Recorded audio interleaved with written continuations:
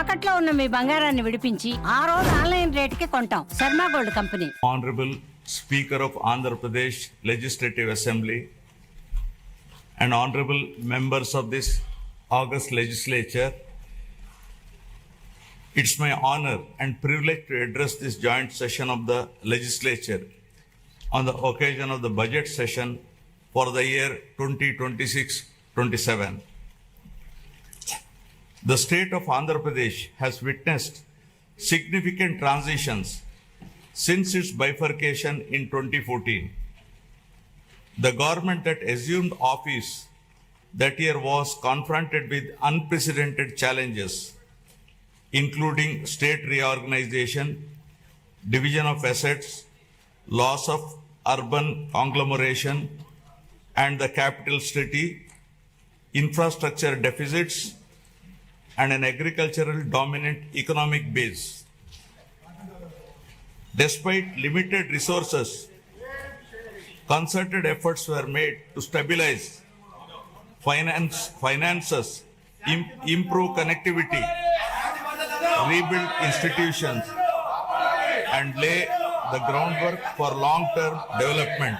However, the change in governance in 2019 disrupted this momentum.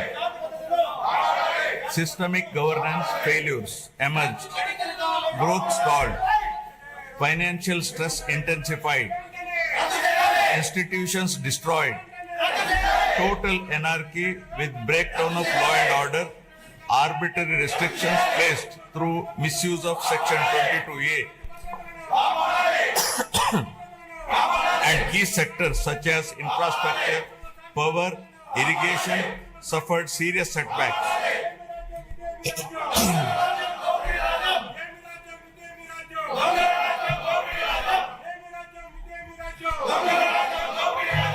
Disenchanted by these experiences, the people of Andhra Pradesh responded their faith once again in my government in 2024, granting an unprecedented mandate to rebuild the state. The decisive verdict of electing National Democratic Alliance government reflects their deep trust and confidence in the leadership of Honorable Chief Minister Sri Nara Chandrababu Naidu Garu, the committed partnership of Sri Pawan Kalyan Garu, Honorable Deputy Chief Minister, and the continued guidance and support of Honorable Prime Minister of India Sri Narendra Modi Garu. Over the last 19 months, my government has followed a calibrated path from revival towards ascendance. Immediately after assuming office, an interim finance plan was placed to stabilize governance and address urgent obligations. This was followed by our first budget, prepared within a short span, which focused on delivering Super 6 and other welfare measures and restarting development activity. Over the next 9 months, corrections were made in policies, system, and expenditure priorities. We then presented a full year budget anchored in a long-term vision. Today, governance has moved beyond revival with welfare, development, and governance aligned to future-ready models.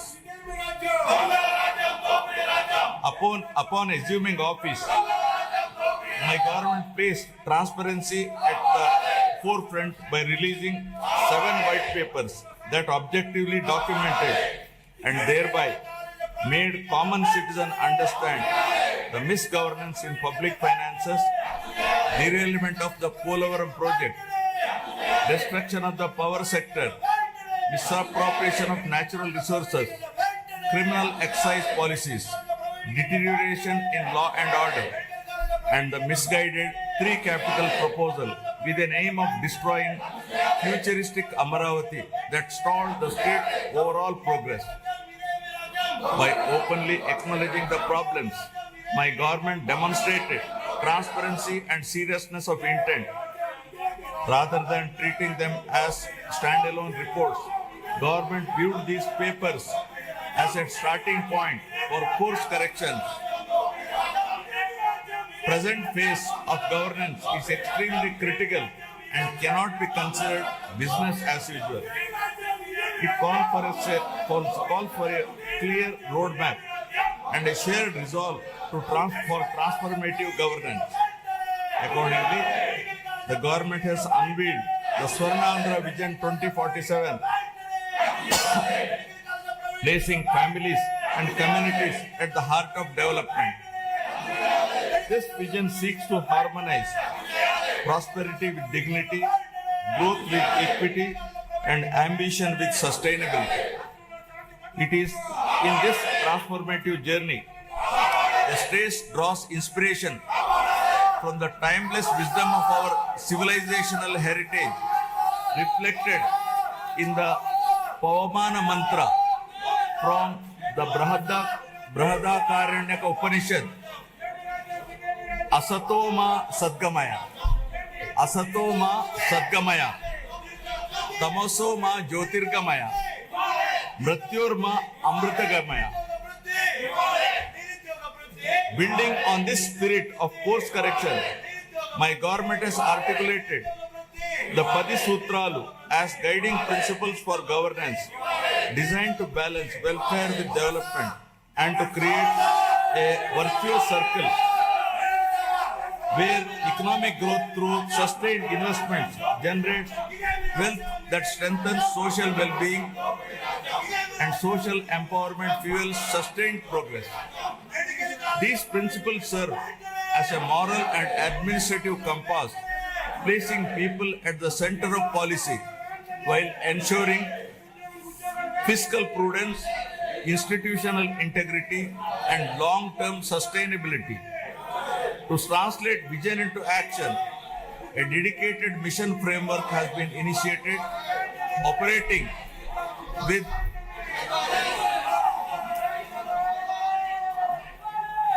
To translate this vision into action, a dedicated mission framework has been initiated, operating with clearly defined objectives, milestones, and accountability mechanisms.